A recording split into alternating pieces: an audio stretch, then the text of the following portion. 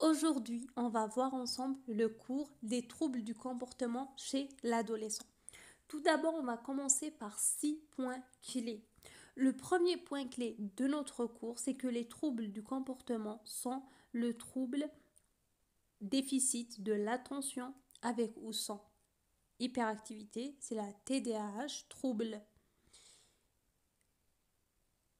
d'attention, trouble déficit d'attention, TDA, avec ou sans hyperactivité, c'est le ADHD, le trouble d'opposition, opposition avec provocation, c'est le TOP, et trouble des conduites, c'est TC. Donc TDAH, TOP et TC. On a 3 troubles du comportement chez l'adolescent. Deuxième point clé, c'est que ces troubles ont une prévalence élevée en population générale pédiatrique, c'est-à-dire chez les enfants. On trouve 5% pour la TDAH, 3% pour le TOP, 1,5% pour le TC. Et on a ces troubles ont une étiologie multifactorielle impliquant des facteurs génétiques, environnementaux en interaction complexe. Donc les comorbidités psychiatriques doivent être recherchées systématiquement. Donc, c'est-à-dire les autres troubles du comportement, troubles d'acquisition, handicap intellectuel, l'autisme, les troubles anxieux, les troubles de l'humeur, troubles addictifs, syndrome de Gilles, de la tourette, troubles du sommeil, tout ça, faut le rechercher, ok. Rechercher les troubles associés. Prise en charge, elle doit être multimodale, associant l'éducation thérapeutique aux troubles et aux troubles des interventions psychothérapeutiques. Très bien, il faut éduquer les parents, l'entourage et tout. Les règles de prescription du méthylphénidate dans l'indication du TDAH sont traitées dans l'essentiel TDAH avec trouble de l'attention. C'est pas sans trouble de l'attention. Avec trouble de l'attention, on peut donner des amphétamines à type 2, comme on l'a écrit ici, méthylphénidate. Donc, ce qu'il faut retenir, les points clés, les 6 points clés, je dis toujours que la première diapo qui regroupe comme ça des points clés, c'est la plus importante. Il faut la retenir. Donc, on a 3 troubles du comportement chez l'adolescent, TDAH, TOP et TC. Donc, c'est plus chez l'enfant. Et chez l'adolescent enfant, c'est-à-dire population pédiatrique, on va dire, il y a d'autres facteurs qui interviennent, environnementaux, génétiques et tout, c'est multifactoriel. Il y a des comorbidités psychiatriques qu'il faut toujours rechercher car elles peuvent être associées, donc on ne va pas passer à côté. La prise en charge est aussi multifactorielle et on a les amphétamines pour la TDAH qui peut être donnée. Comme introduction, on a les caractéristiques comportementales et psychosociales de l'adolescence normale, c'est-à-dire un adolescent normal aura des critères endocriniens qui vont apparaître à la puberté, comme les caractères sexuels secondaires à l'âge de 12-13 ans chez les garçons et chez les filles. C'est une période de changement des cognitions, de l'affection, de la vie d'enfance à la vie d'adolescence. Et donc, retenez bien que l'adolescence, c'est là le temps transitoire entre l'enfance et l'âge adulte. Donc pour passer de l'enfance à l'âge adulte, il faut passer par cette phase-là où on se découvre.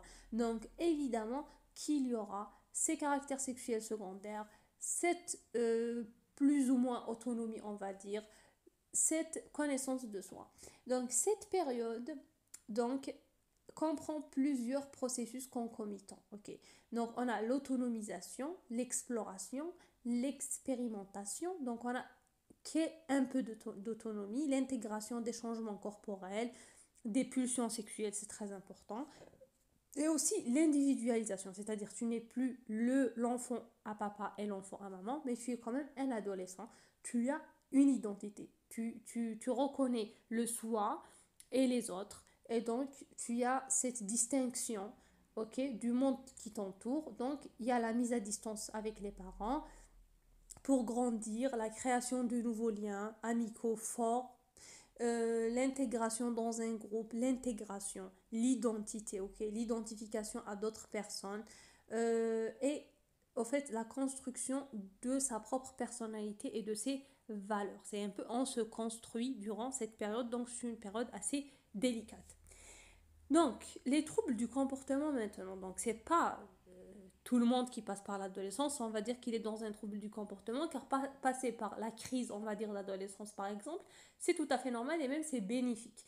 pour grandir sainement. Donc, pour les troubles du comportement, donc on aura trois troubles. On aura le trouble déficit de l'attention avec ou sans hyperactivité. Et donc, j'ai déjà dit dans le cours sur l'autisme, comme l'autisme, celui-là aussi, il est considéré comme un trouble neurodéveloppemental, c'est-à-dire c'est un TND, trouble neurodéveloppemental. Mais celui-là, contrairement à l'autisme, qui lui débute avant 3 ans, ici, la TDAH débute après 4 ans. Ok. Donc, on dit un peu que la TDAH est frère de l'autisme. Ok. Retenez-le comme ça, c'est des frères. Ce sont tous les deux des TND. On a trouble d'opposition avec provocation. Donc là, l'adolescent, il s'oppose, il provoque beaucoup. Et on a le trouble de la conduite. Là, on va dire, c'est un peu ceux qui vont devenir après, qui peuvent évoluer pour devenir des psychopathes s'ils ne sont pas guéris, s'ils ne s'améliorent pas. Très bien, donc il débute habituellement pendant l'enfance, c'est-à-dire là, voilà, dans les 4 ans, 10 ans, 11 ans, donc c'est toujours un enfant. Ok, et les classifications maintenant des troubles du comportement. Comment on va les classer? On a trois classifications. On a celle de l'OMS, celle de l'USA, DSM, et on a donc les Français, les Anglais. Là, il y a beaucoup de classifications. Donc nous, la CIM et la DCM sont les plus utilisées. La CIM 10 dit qu'il y a des pathologies psychiatriques de l'enfance et de l'adolescence, pardon. Et il y a une seule et même catégorie qui est intitulée des troubles du comportement et des troubles émotionnels apparaissant durant l'enfance et l'adolescence. Par contre, là, donc le DSM-5, lui, il n'a pas donné pour ces troubles-là une seule catégorie, mais deux catégories. Donc, il a parlé du neurodéveloppemental qui est le TDAH seul et l'impulsion et la conduite, ceux qui sont reliés à l'impulsion et à la conduite. Quand il y a un trouble dans l'impulsion et la conduite, c'est le TOP et le TC. Très bien. Donc, un peu d'épidémiologie quand même, la TDAH, le trouble. Bon, on commence d'abord pour TDAH, trouble déficit de l'attention avec ou sans hyperactivité, c'est 5%, c'est 3 garçons pour une fille, c'est plus chez les garçons. Et là, il y a une instabilité motrice, une impulsivité qui sont au premier plan. Ok. Euh, voilà, donc là, il y a, il est peu stable, ok, il n'est pas très stable avant déjà 4 ans. Il y a une certaine agitation motrice chez ces jeunes enfants qui ont la TDAH. On a un syndrome d'inattention qui devient plus visible en école élémentaire lorsque l'enfant est confronté à des situations nécessitant une concentration. Quand on lui demande de se concentrer, il est toujours dans l'inattention, dans cette impulsivité, dans cette inattention, dans le fait de bouger tout le temps, de regarder par la fenêtre et tout. Ok. Donc ce syndrome d'inattention, il devient problématique parce qu'il y aura un retard scolaire. Ok, il y aura un retard scolaire. Voilà, on peut avoir l'hyperactivité comme on peut ne pas avoir l'hyperactivité. Il faut retenir que chez les filles, il y a plus d'inattention. Chez les garçons, il y a plus d'hyperactivité. Deuxième trouble pour la prévalence et on va dire pour l'épidémiologie, pour le TOP, c'est-à-dire trouble oppositionnel avec provocation, là c'est 3%. 1,4, bon là c'est un peu la même chose pour garçons et filles. Ça débute en général pendant l'enfance. Il est caractérisé par un syndrome associant des comportements oppositionnels, querelleurs. C'est les querelleurs processus, c'est ceux qui revendiquent beaucoup, qui sont toujours en colère. Voilà, c'est pas normal pour leur âge. Ok, c'est pas normal pour leur âge d'avoir cette attitude. Et puis on a les TC, troubles de conduite. Là, c'est 3 à 4 garçons pour une fille. C'est clairement plus fréquent chez les garçons. C'est avant généralement l'âge de 16 ans dans ce cas-là. C'est quand même, il est un peu grand. Donc là, il faut savoir que le top précède habituellement le TC. C'est-à-dire on aura un enfant qui a déjà eu cette opposition, cette revendication, cette provocation, cette querellation, pour qu'ensuite il va nous faire des troubles de conduite. Le début précoce des troubles de conduite, c'est avant 10 ans comme ça. Quand c'est précoce, c'est un facteur de mauvais pronostic. Donc déjà à 10 ans et il fait des troubles de conduite, c'est un peu grave. Pour l'étiologie, elle est multifactorielle pour les trois troubles, ok. Donc elle est génétique, environnementale, individuelle, des facteurs de risque génétique, toujours il y a l'agrégation familiale, voilà, c'est un peu héréditaire. Mais il faut savoir ici qu'il y a plusieurs gènes, mais aucun qui est prédominant. Pour les facteurs de risque environnementaux, vous avez la prématurité, voilà, quand ça survient avant l'âge que normalement il devrait survenir. On a le petit poids de naissance inférieur à 2,5 kg.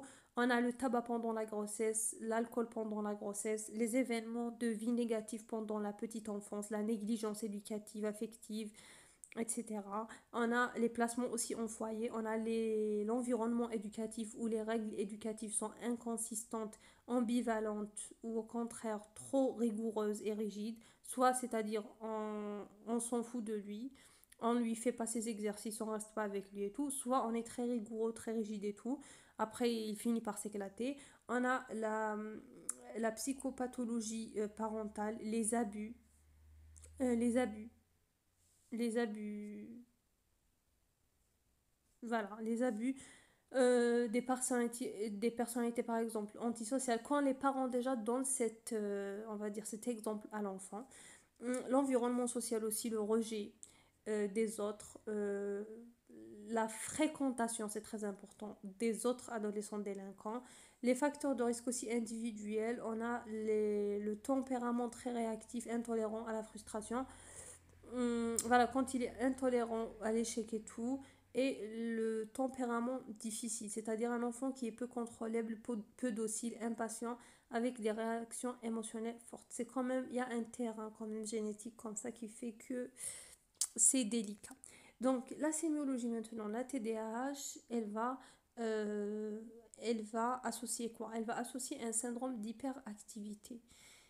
Là, l'activité de l'enfant, elle est excessive, elle est désordonnée, elle est mal contrôlée, peu productive ni efficace. Il est hyperactif, mais il ne fait rien à la fin. C'est pour rien. C'est pas productif, ok. Il y a une instabilité motrice, il ne peut pas rester assis, il se lève souvent. Une hyperactivité qui est constatée dans quasiment tous les domaines de sa vie, familiale, sociale, extrascolaire, tout. On a un syndrome aussi d'impulsivité. Euh, il peut dire quelque chose comme ça directement, de façon impérieuse, sans pouvoir différer, sans anticiper au préalable les conséquences négatives ou positives de ce qu'il peut dire. Donc il est très impulsif, il se précipite. Par exemple, on pose une question durant le cours, il va dire directement la réponse sans lever la main, sans attendre, sans être patient. Il fait comme ça des trucs, par exemple, si on fait une chaîne, par exemple à la cantine ou un truc comme ça, il va faufiler, il va pas attendre son tour. Ok, il va pas attendre son tour, il va pas respecter les autres. Voilà, et aussi, par exemple, dans la rue, il va pas regarder avant de traverser la, la route. Voilà, donc on a dit, premièrement, syndrome d'hyperactivité, syndrome d'impulsivité. Là, on a un syndrome d'inattention. Donc, il est très, très, très, très, très... donc, il procrastine. Il a la distractibilité, on peut le distraire facilement, il procrastine, il a des oublis, des pertes, les jouets, les habits, il perd tout, tout le temps. Il a une lenteur d'exécution, généralement, directement, c'est par exemple, c'est le parent qui va faire l'exercice parce qu'il ne va jamais le finir.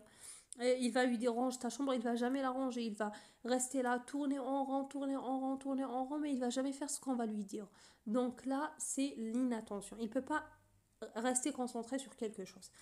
Ça, faut bien le retenir, c'est la TDAH. Inattention, impulsivité, hyperactivité. Maintenant, on va aller au top. Top, c'est le syndrome d'opposition-provocation. Donc là, ce syndrome va s'associer d'une manière intense, persistante et répétitive, donc toujours, et de façon répétée, à un enfant qui va s'opposer, qui va provoquer, qui va défier. Il va être aussi autoritaire. Normalement, l'autorité, c'est le père ou la mère, ou bien les deux, et là, lui, il va devenir autoritaire à la maman ou au papa. Il s'oppose volontairement, ok. Il est en train il va vouloir que les choses marchent comme il veut. Il est irritable, il va crier s'il n'a pas ce qu'il veut. Il va être très en colère. Après, on a les troubles de conduite. C'est des syndromes de conduite antisociale. Donc là, il ne respecte pas les règles, il ne respecte pas les conduites convenables, il ne respecte pas les normes d'une manière intense, persistante et répétitive. Toujours dans le top et TC et même dans la TDAH, c'est d'une manière répétée. Donc on ne parle pas d'un seul épisode, de deux épisodes, c'est tout le temps. Tout le temps, c'est dans la TDAH, tout le temps dans l'hyperactivité, tout le temps dans l'inattention, tout le temps dans l'impulsivité. Dans le top, c'est tout le temps dans l'opposition, tout le temps dans la provocation. Et dans la TC, trouble de conduite, c'est tout le temps dans le non-respect des normes, tout le temps dans l'agression envers les personnes, envers les animaux. C'est ceux qui tuent les chats, par exemple. Ils sont là, ils prennent des chats. Moi, j'ai déjà vu comme ça des enfants, hein. Ils prennent des chats, par exemple. Voilà, je sais pas, ils,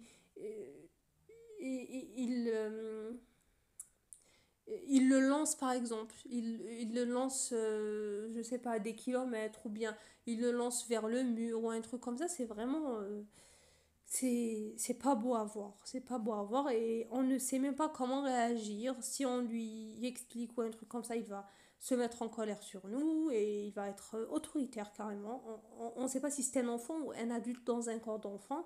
Un adulte qui n'est pas normal aussi, un adulte psychopathique dans un corps d'enfant, c'est des troubles de conduite, et ce n'est pas eux qui veulent être comme ça, bien évidemment. Il faut rester empathique quand même, il faut comprendre et avoir de la compassion envers ses enfants, même si la conduite est vraiment très difficile.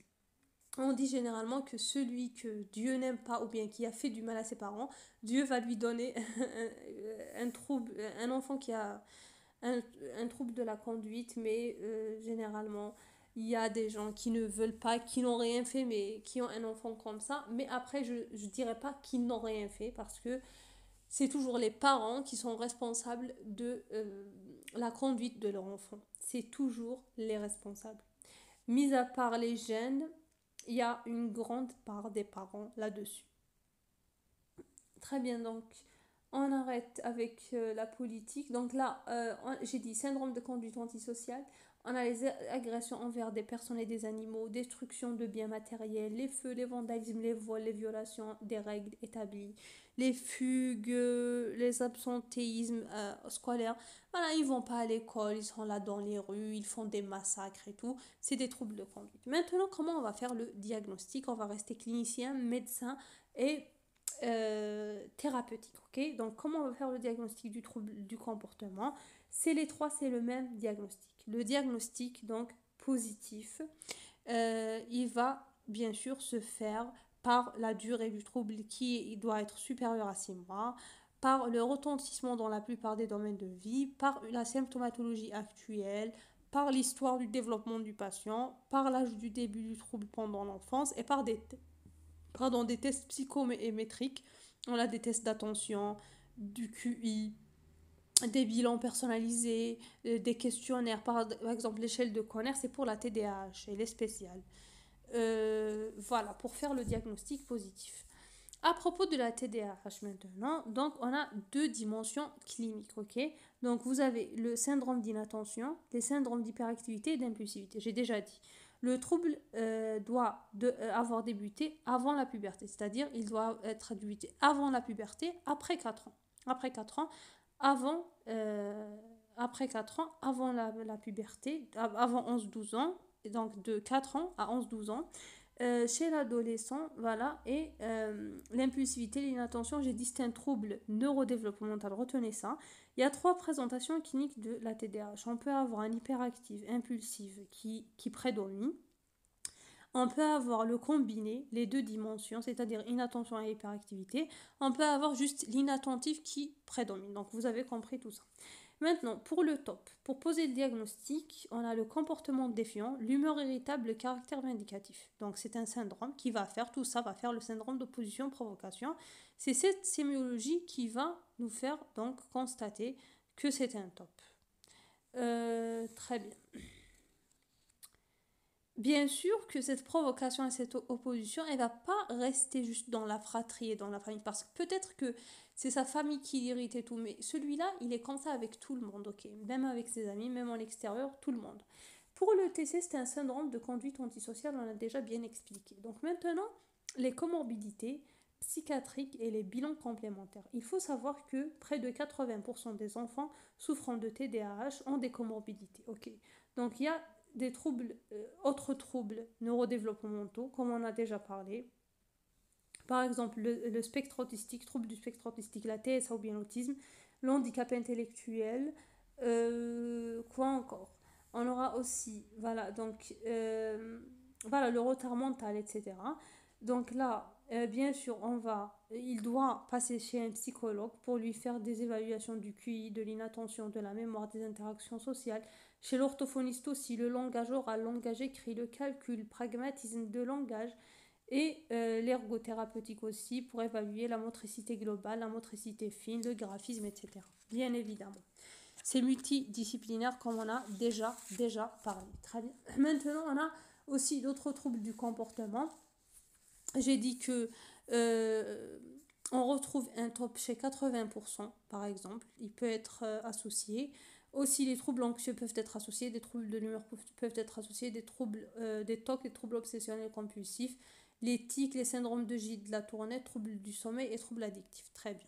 Maintenant, diagnostic différentiel, on doit différencier ces troubles de l'adolescence avec des troubles anxieux, avec des épisodes dépressifs caractérisés, avec des causes iatrogènes, surtout les corticoïdes, avec des causes neurologiques, des épilepsies, avec des causes endocriniennes, des maladies métaboliques, l'hyperthyroïdie, le diabète décompensé, avec des causes ORL, la surdité et tout, avec les causes génétiques, syndrome de Turner et tout. Donc là, voilà, il faut différencier. Après, pour le pronostic, l'évolution, on a donc l'évolution. Donc, généralement, donc, on a des conflits intrafamiliaux qui peuvent être, voilà, qui peuvent toujours exister. On a scolaire et professionnel, c'est des difficultés, bien sûr, dans l'apprentissage et tout, parce que c'est ça le pronostic. On a médical, non psychiatrique. euh, donc là, oui, tout ce qui est traumatique et tout, voilà, il peut entraîner des traumatismes et tout, puisqu'il est vraiment dans la provocation et tout.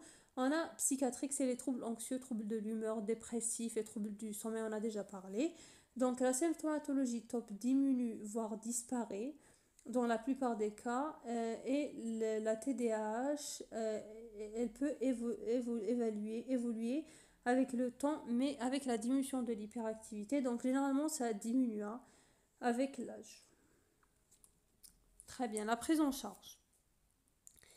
Euh, oui, ça diminue avec l'âge, mais le pronostic et l'évolution, c'est qu'il pourrait y avoir un échec scolaire, même si ça diminue avec l'âge.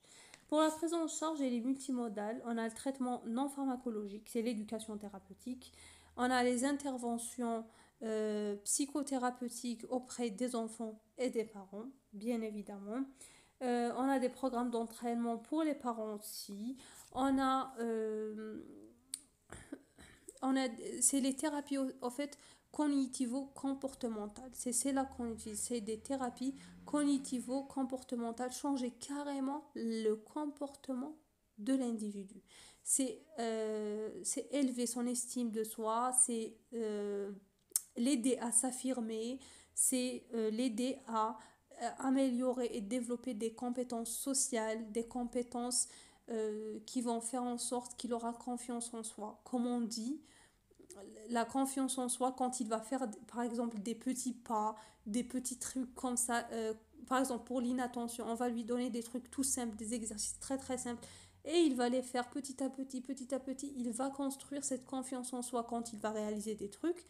Et puis du moment qu'il réalise des trucs et qu'il a sa confiance, il aura son estime de soi automatiquement qui va augmenter. Et puis même l'amour de soi et l'affirmation de soi, elle va augmenter au final. Et puis, bien évidemment, on n'oublie pas la famille parce que ça peut être un facteur qui va redéclencher tout le travail qu'on a fait chez l'enfant. Donc, une thérapie familiale, elle est systématique, elle s'impose et on a des traitements en rééducation cognitive et tout. Donc là, c'est la remédiation cognitive en groupe et tout, des jeux, des exercices d'attention, d'inhibition, de l'impulsivité pour qu'il s'inhibe, même s'il est dans un jeu par exemple et qu'il ne par exemple, il ne gagne pas, il va pas donc directement exprimer une impulsivité. Donc, on va lui apprendre cette flexibilité mentale, cette planification. Petit à petit, on va l'aider. Et on va aussi faire des apprentissages spécifiques. Par exemple, chez l'orthophoniste, pour la psychomotricité, s'il y a des troubles associés, bien évidemment. Très bien. Bien sûr, on va demander une aide socio-éducative si elle est possible. Là, c'est c'est pas très intéressant pour vous, mais il faut savoir qu'il y a des aides. La scolarité des patients présentant des troubles du comportement aussi, les parents, on va essayer de les traiter. Voilà, donc on va traiter un peu tout le monde.